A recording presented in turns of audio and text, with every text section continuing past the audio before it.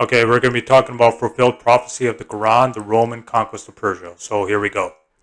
The Quran, chapter 30, verse 2 to 4 states, the Romans have been defeated in a nearby land, yet following their defeat they will triumph within 3 to 9 years. So the context of this was revealed, this Quranic verse was revealed in Makkah, in response to the pagan Arabs. According to Yusuf Ali, the Arabic word for few years, bida, means a period of 3 to 9 years. We see from the historical records this is what happened.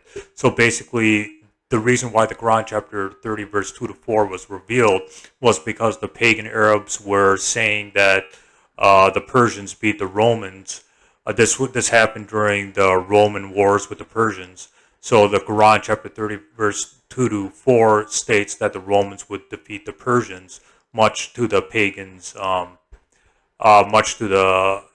to refute the pagans, because the pagans were cheering for the Persians or wanted the Persians to win. So the Quranic verses came down rebuking them or refuting their future boast about the Persians. But anyways, the Persians defeated the Romans and captured Jerusalem at about 614 or 615 CE. It was 614. It was the year 614 that the Quran chapter 30 was revealed to the Prophet Muhammad.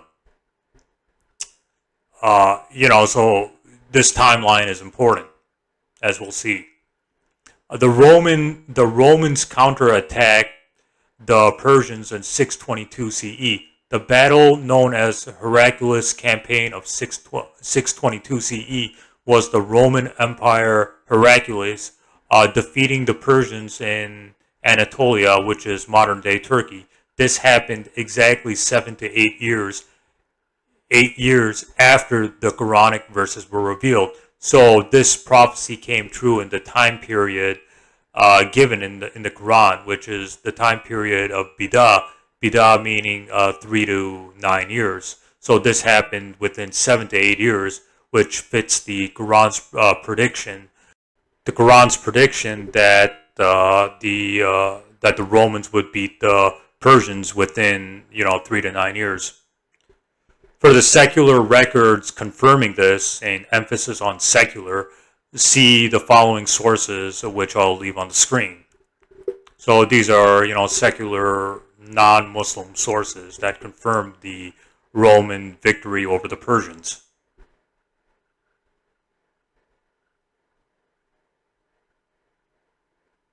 Historian and Muslim commentator al-Tabari states that the Romans were again victorious in 628 CE, where the victory was completed. See the History of al-Tabari, Volume 8, pages 100 to 101.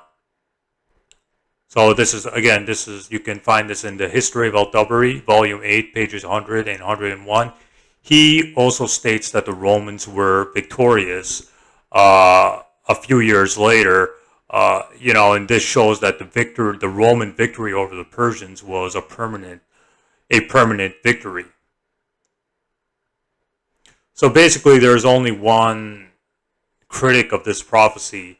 It's the infamous, Sam the Scam Shamoon, or should I say, Sam Smackdown on ex-wife Shamoon, admits this prophecy of the Quran came true, but he tries to argue that the Quran was textually changed to make this prophecy come true.